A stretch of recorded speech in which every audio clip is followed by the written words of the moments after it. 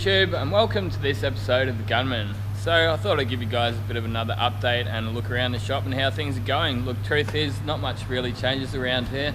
I think I said it in the last video that I left here for about 2 years and only really a few minor things changed. So we're getting through the work. When I first came back, we're absolutely flat out, and I barely had even time to record any videos. So starting to get through it again, and it's good to be working on some sort of better quality cars. This booth here is really totally awesome. You can get some really nice finishes out of this, and it's just such a nice size. You can get lots of panels. You can simply do 2 or 3 colors in here. This is just a Lancer I just finished painting. Come up quite nice with that Duke Zone clear. You can get clean jobs out of here. It's got a very nice sort of factory orange peel to it as well. This is something I would prefer not to do, but truth is, at this shop you actually get some points around here if you can do those little burn-ins. So yep, I would obviously prefer to paint the whole way down, but I do what the boss wants me to do at the end of the day.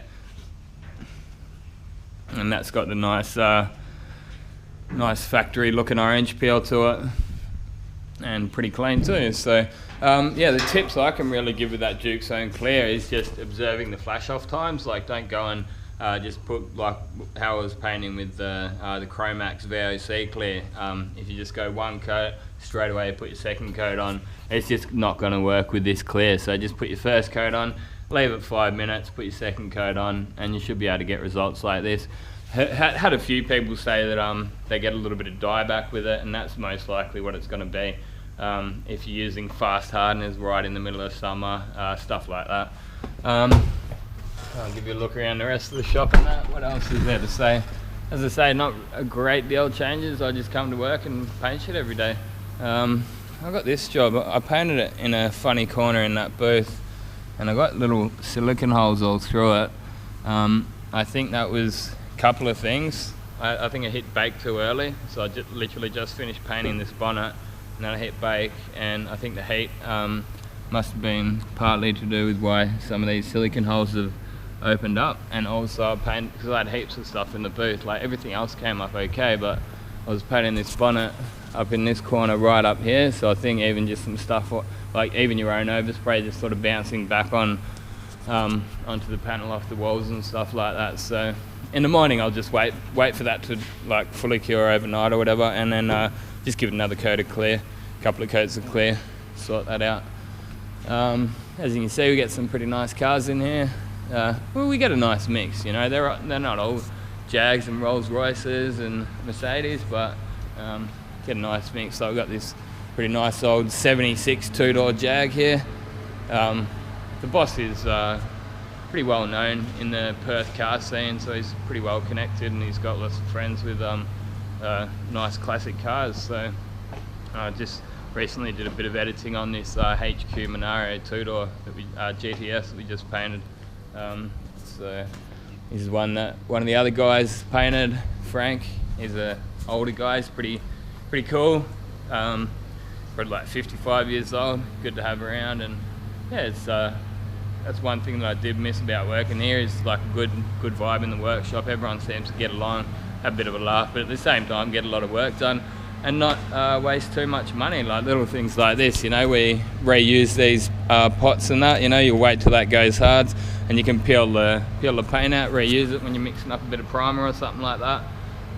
It may look like a little bit of a mess, but when you're painting, well, I think I did 3 cars today, so when that's start to finish, that's I've smashed the job times out of the water, and yeah, it's good. Like I do apologise if my videos do start getting a little bit same, but at the end of the day, we do the same thing, and we do the same thing every day. We come to work and we paint cars, so I guess it's back onto me to come up with new ideas and fresh content and stuff like that.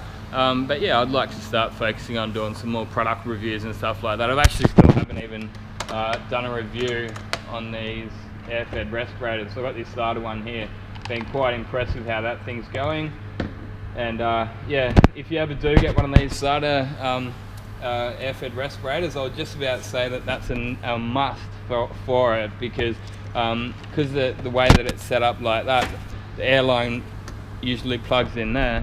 When you're walking around, it sort of wants to kick out and hit anything that's behind you. So that swivel, that Provost swivel that I have, enables it to go straight down, so it's not going to hit anything that's behind you. Still running my developers, so I actually got a couple of new guns on the way in tomorrow. So I decided to finish the video off with a bit of footage on that red Lancer that you saw in the booth a few minutes ago. So as you can see there, they put a brand new back panel on it. So I painted the inside. I like to do that before it goes in the booth. So I've got the wet on wet down, plastic prime the rear bar as well. While that's flashing off, I'll finish my masking off. So those couple of guns I was talking about did end up rocking up. I've got myself a new DeVilbiss Nebula. Most of my Facebook and Instagram followers would be familiar with that. It's a pretty nice looking gun. It's actually just a Pro Light with a new design on. I've also got a SATA-Jet 5000B RP 1.2mm with the digital gauge on it. So I've used that once and pretty impressed with it. I used to have a SATA-Jet 5000B RP with the 1.3 on it, and that thing was an absolute cannon.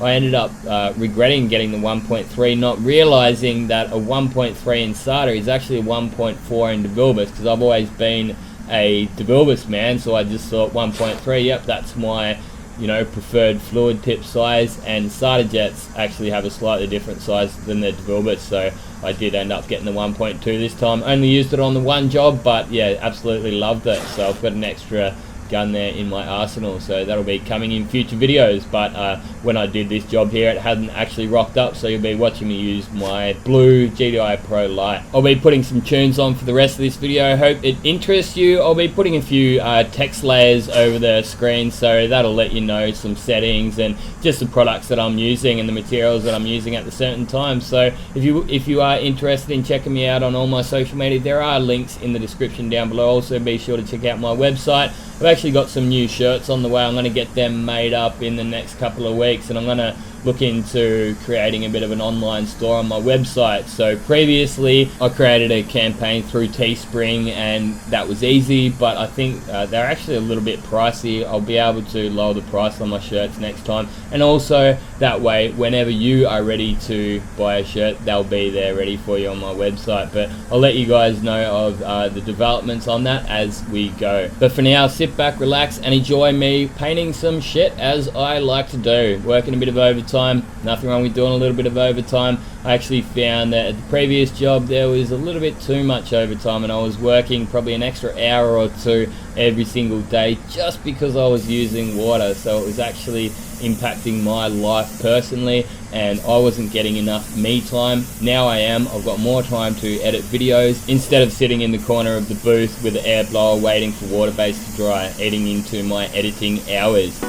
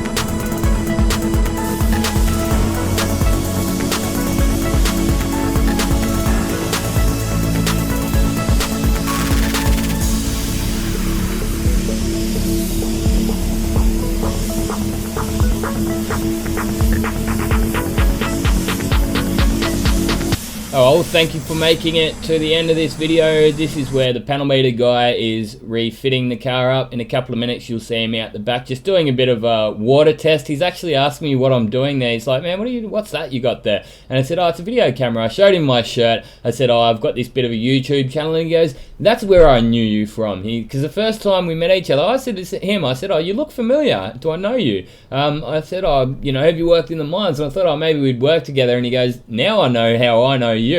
And he goes, yeah, I've seen your videos. I watch YouTube all the time. And he's like, oh, good on ya. So there you go. That's this video. All right, I'm going to have to say it again. I didn't say it a few times and it didn't go down too well. So now you've seen this video, get out there and paint some shit. Thanks for watching. And this has been another Gunman production. Goodbye.